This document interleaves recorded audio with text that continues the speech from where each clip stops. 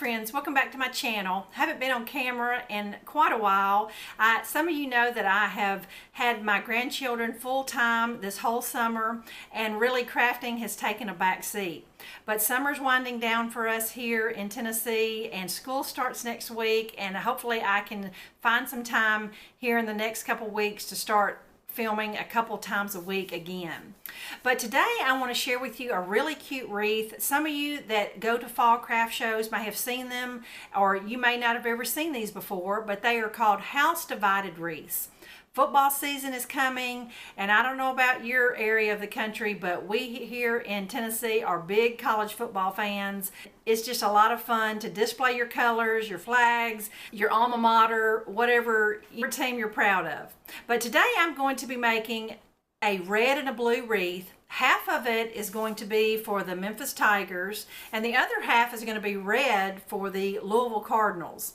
And I think it's going to be really cute. The main focal point of the wreath is half of it is one color and half of it is another color. And it really doesn't take a whole lot of extra supplies to embellish it, showing both teams. If you go to Pinterest and type in house divided wreath, you will get hundreds of beautiful inspiration. But I just want to show you a simple one that I'm going to make to give to my daughter to display on her new house she's getting in a couple weeks. I'm going to share with you the supplies that I'm using today.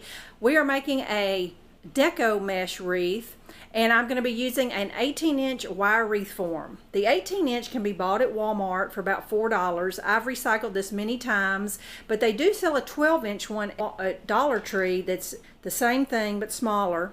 And you're going to need 2 clothespins. That's to secure the tail end of the deco mesh when you first start working with it. And then you're going to need a couple logos for your team. I mean, you may find something else to embellish your wreath with, but you are going to need something to distinguish what the two teams are. And I don't live near the campus. I didn't want to drive across town, so I decided to just order them off Walmart.com and picked them up. They were $2 and something.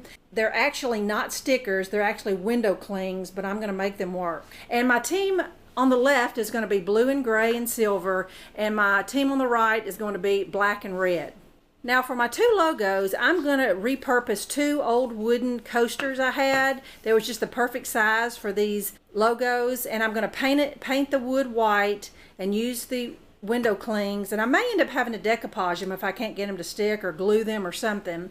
I picked up this little wooden football to stick on there. This was at Walmart. They only had one. I wanted to try to buy another one, but my store was out of them. And because the red team is Cardinals, I picked up this pack of feathers. I'm going to try to use 2 or 3 of the red feathers. And there's some white paint that I'm going to paint the little wooden coasters. At the beginning, the top part of my wreath has already got the perfect split, but at the bottom I'm going to have to just make it half. And so I've got my safety pin secured, and with this one I'm going to pull up from the back a loop, pull a loop on the left, pull a loop up on the right, and pull a loop up in the center.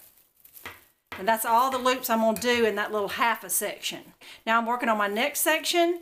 I'm going to pull up a loop left, right, center, left, right, center, and I'm going to get about 6 loops in the next section. And you, at the same time, you're going to have to be keeping aware of the size of loops that you're pulling up from the back. I hope that this is coming across camera good, because I can't quite tell.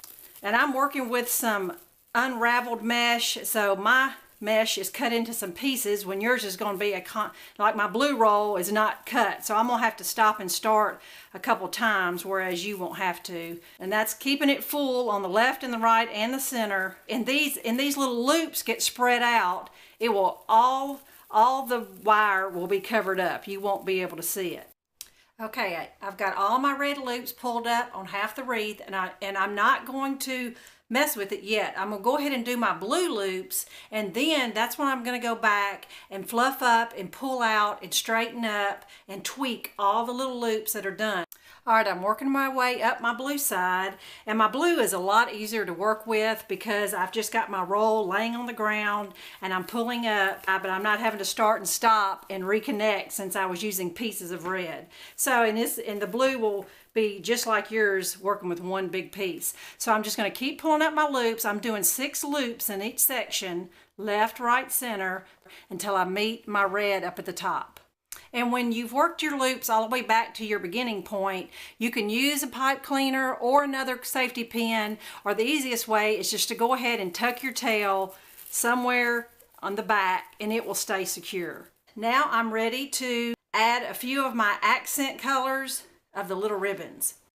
All right, at this point, I'm still not ready to tweak some of my loops yet. What I'm going to do is take some of my accent colors. On the blue, I'm using some silver and gray ribbon, and then on the red side, I'm using some of this mesh tubing. Okay, to tie my little accent piece, I'm just splitting my loops and finding a little piece of wire, pulling my ribbon through there, just like you're tying a shoe. And then we can trim them if they're too long in certain places, but I'm going to try to put a couple in each section.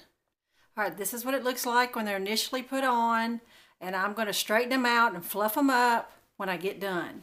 Okay, laid my wreath down so you can get a little better look at it. And then on my red section, I'm going to hot glue these little red feathers around. You know, you see some of the loops maybe just bunched up. I'm just going to try to make the loops look a little better and a little neater. There's no right or wrong way, just like all this ribbon that's just up here all scrunched up. I'm going to smooth it out, and you'll see a big difference once you start playing with the loops. Okay, now you can tell I fluffed it a little bit and smoothed out some of the loops and trimmed up the little black mesh tubes and smoothed out my ribbon and trimmed the ends. And then I'm going to take this little wooden football, and I think I'm going to put it up in the very center where the red and the blue meets.